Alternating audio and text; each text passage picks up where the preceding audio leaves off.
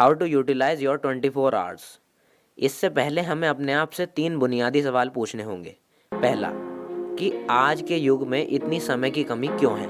दोस्तों, आजकल की भागदौड़ भरी ज़िंदगी में हम सबको दिन में आखिरी में यही लगता है कि हमारा कोई ना कोई काम अधूरा रह गया है। तो क्या 21वीं सदी में हमारे पास समय कम है? क्या 19वीं सदी में दिन के 48 घंटे हुआ करते थे? उत्तर है नहीं। पर फिर भी लोगों के पास आजकल समय की कमी है, और ये एक बहुत ही बड़ा विरोधाभास है कि हमारे पास समय को बचाने के लिए बहुत सारे इंस्ट्रूमेंट्स हैं, जैसे कि कार, मोटरसाइकिल, प्लेन एटसेट्रा। पर आज के युग में समय की कमी इसलिए है क्योंकि हमने कुछ इस तरीके के भी गैजेट्स बना दिए हैं जो कि हमारे समय को व्यर्थ करते हैं, जैसे कि मोबाइल, टीवी, इंटरनेट इत्यादि इत्यादि। ये आविष्कार हमारे समय को व्यर्थ भी करते हैं, लेकिन इन्हीं ने हमारे काफ़ी काम आसान भी कर दिए हैं। दूसरा बुनियादी सवाल, कि असल में आपके पास कितना समय है। हम सोचते हैं कि हमारे पास 24 घंटे हैं, लेकिन ऐसा नहीं है। हमारे पास 10 घंटे हैं, क्योंकि 8 घंटे तो हमारे सोने में चले जाते हैं, 2 घंटे खाने पीने में, और अगर एंटरटेनमेंट के पर्सपेक्टिव से देखा जाए तो 2 घंटे हम वहाँ पे भी माइनस कर सकते हैं। तो कुल मिला के सब कुछ काट के हमारे पास काम करने के लिए मात्र 10 घंटे बचते हैं। तीसरा बुनियादी सवाल है कि आपके समय की क्या कीमत है। मान लीजिए आप महीने के अंदर 25 दिन काम करते हैं और एक दिन में 8 घंटे काम करते हैं, और आपकी महीने की सैलरी 20,000 है, तो कैलकुलेट करके आपके 1 घंटे की कीमत 100 रुपये बैठती है। और अगर आपको अपने समय की कीमत पता होती है तो आप समय को व्यर्थ नहीं करते हो। अब मैं आपको समय को बचाने के लिए 6 सिद्धांत बताने वाला हूँ, जो कि हमने time management by Sudhir Dixit ji की बुक से लिए हैं। पहला, maintain a time log book. हम सभी पैसों का बजट बनाते हैं हर महीने, और आखिरी में देखते हैं कि क्या फिजूल खर्ची हुई, ताकि हम अगले महीने वो पैसा बचाकर किसी अच्छी जगह लगा सकें और हमारा ज़्यादा से ज़्यादा लाभ हो। क्या हम ऐसा ही कुछ अपने समय के साथ नहीं कर सकते? इससे हमारा समय व्यर्थ नहीं होता और हम अपनी प्रोडक्टिविटी को बढ़ा सकते हैं। लॉग बुक जितनी ज़्यादा डिटेल वाली होगी उतना ही अच्छा रहेगा। इससे आप अपने समय को ज़्यादा से ज़्यादा मॉनिटर कर पाएंगे और अपने व्यर्थ की चीज़ों पर पाबंदी लगा पाएंगे। लॉग बुक कुछ इस तरीके की हो सकती है। सुबह उठे, फ्रेश हुआ 6 बजे, 6:30 से 7:30 आपने एक्सरसाइज करी, 6:30 से 7:45 मेडिटेशन, 7:45 से 8 नाश्ता पूजा पाठ, 8 से 9 एंटरटेनमेंट नाश्ता, 9 से 6 ऑफिस, 6 से 6:30 फ्रेश हुए, 6:30 से 7:30 फूड, 7:30 से 9 एंटरटेनमेंट। ये एक प्रॉपर कॉर्पोरेट लाइफस्टाइल है। लॉग बुक अलग अलग तरीके की हो सकती हैं, डिपेंड करता है कि आपका प्रोफेशन क्या है। समय को बचाने का दूसरा सिद्धांत, आर्थिक लक्ष्य बनाइए। जिस तरह किसी ऑफिस में किसी भी एम्प्लॉय को उसका मंथली टारगेट पता होता है, उसी तरह हम भी अपने जीवन में छोटे छोटे टारगेट्स लेकर अपनी प्रोडक्टिविटी को इंक्रीज कर सकते हैं, और इससे आपका समय व्यर्थ नहीं होता।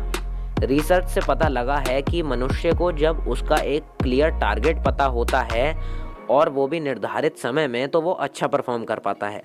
ये ऐसा है कि जैसे T20 मैच में चेस करने वाली टीम को अपना रिक्वायर्ड रन रेट पता होता है, और वो उसी तरीके से अपने स्कोर को चेस करती है। नंबर 3, सबसे महत्वपूर्ण काम सबसे पहले कीजिए।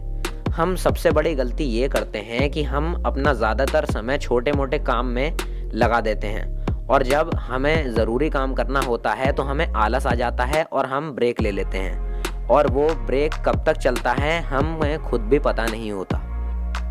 इसलिए महत्वपूर्ण काम सबसे पहले कीजिए, क्योंकि उस समय आपका माइंड फ्रेश रहता है और आप अपने काम को ढंग से कर सकते हैं। और मानिए या ना मानिए, आपके सबसे ज़्यादा महत्वपूर्ण काम ही आपकी लाइफ में सबसे ज़्यादा इम्पैक्ट डालते हैं। आप इसके लिए अपने कामों की कैटेगरी बना सकते हैं, ABC। ए कैटेगरी में सबसे ज़रूरी काम, बी कैटेगरी में उससे थोड़े कम ज़रूरी काम जो कल भी हो सकते हैं या आने वाले समय में भी हो सकते हैं, और सी कैटेगरी में वो काम जो कि ज़रूरी नहीं है कि आप ही करें, आप किसी और से भी करवा सकते हैं। नंबर 4, यात्रा के समय का सर्वाधिक उपयोग करें। सभी सफल और काबिल व्यक्ति अपने यात्रा के समय को व्यर्थ नहीं करते हैं। बिल गेट्स सारी ज़रूरी फ़ोन कॉल्स अपनी यात्रा के समय में कंप्लीट कर लेते थे। इसी तरह आप भी अपने कीमती समय को यूज़ कर सकते हैं। अगर आप दिन में 2 घंटे भी सफ़र करते हैं तो इसका मतलब है आप अपना 20% वर्किंग टाइम सफ़र में ही बर्बाद कर रहे हैं, और मुझे पता है कि आप अपना 20% वर्किंग टाइम बर्बाद बिल्कुल नहीं करना चाहोगे। नंबर 5, काम सौंपना यानी कि डेलीगेशन सीखें। हमारी सबसे बड़ी गलती ये होती है कि हम सोचते हैं कि हम सारा काम खुद ही कर देंगे, और ये बिल्कुल भी पॉसिबल नहीं है। डेलीगेशन का मतलब है कि अपना काम किसी और को दे देना। यह आपका समय और एनर्जी दोनों बचाता है, परंतु सत्य ये है कि सारा काम डेलीगेट नहीं किया जा सकता। सारे ज़रूरी काम, गोपनीय काम या फिर ऐसे काम जो कि दूसरे नहीं कर सकते, वो आप खुद करिए, और बाकी काम अपने से नीचे वाले स्टाफ को या मेंबर्स को डेलीगेट कीजिए। नंबर 6, परेटो के 20-80 प्रिंसिपल को जानें। परेटो का 20-80 प्रिंसिपल कहता है कि आपके 20% काम आपको 80% रिजल्ट देते हैं, और बाकी के 80% काम आपको मात्र 20% रिजल्ट देते हैं। ये काफ़ी शॉकिंग है सुनने में, लेकिन इसका रियल लाइफ एग्जाम्पल देखिए। आपको ध्यान होगा कि कैसे 20% सिलेबस आपको 80% मार्क्स दिला देता था, और क्लास का वो स्मार्ट बच्चा जो कम पढ़ के ज़्यादा मार्क्स ले आता था।